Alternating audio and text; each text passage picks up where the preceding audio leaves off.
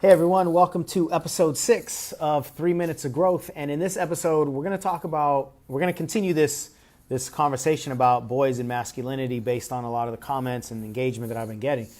And I want to talk about what boys need from their moms in order to be emotionally healthy. It's a common question that I get. We got to understand that, boys don't want to be thrown away by their tribe of men. And I'll talk about that in another video. But boys and men, we want to be respected by women and we want to be attractive to women. So we don't want our emotions to mess with either of those two things. That's one of the reasons why we hold our emotions in around women, is because we think we'll lose something in their eyes. And so what's really important from a mom's perspective is to not just allow your boys to be emotional, but reward it.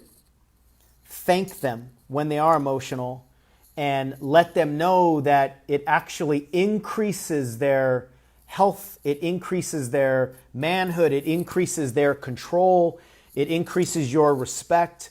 They need to know that their emotion isn't going to lose anything. In fact, it's going to increase what they want from your nurturing love. And one thing that's really important, especially if you're a single mom, is you don't try to be his dad.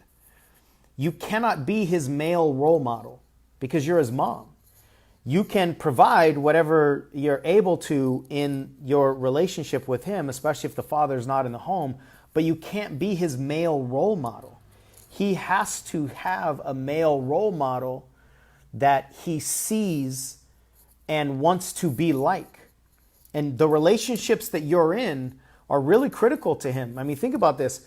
All little boys have as their first love their mom. And so they want a love like their mom, or they want to be loved by a woman like their mom. And so if you are in an abusive relationship, let's say, then they think, all right, in order to attract a woman like my mom, she loves abusive men. Well, that's what I can do in order to attract that. And a lot of times it's just confusing. It's not a conscious thought, like I just put it together, but they're confused, and they know that this was good enough for you, so it'll be good enough for their version of whatever love they're looking for.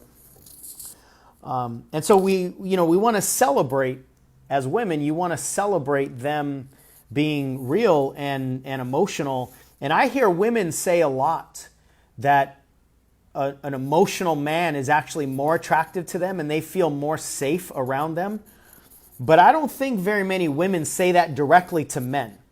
I see a lot of men are watching these videos, and some of them are on now. You tell me, has a woman specifically said those words to you? You might be able to put the dots together, but very rarely do we get confirmation from females specifically when you are emotional, or when I see that you are vulnerable, I like you more. I'm attracted to you more. I feel safer to you or with you. So as women, you want to give those, plant those seeds in your boys as early as you possibly can, because they need to know that being emotional is a good thing and they're not at risk of losing anything. And the last thing I want to say in this short video is that please don't emasculate your kids, your sons. A lot of men who have problems dealing with women, not everybody, this is not a broad stroke, but a lot of times they were emasculated by their mom. And then that forms resentment. And when the early emasculation from a boy comes from the mom, a lot of times at an unconscious level, they will try to get their masculinity back through women, by abusing women, by using women, by cheating on women, or seeing them as just sex objects or whatever. A lot of times that's because their first emasculation experience was from a woman. So don't take his manhood away because he can't do things, and just don't squash his value. And that will hopefully teach him that being emotional, having emotions, being a human is safe, and it actually elevates your view of him. So this is a massive topic, I know. I'd love to hear your thoughts. Please comment, share this if you have people that you know need to see it. And even if you disagree with anything, then I'd love to hear those too. So that's it for now. I'll see you in the next episode.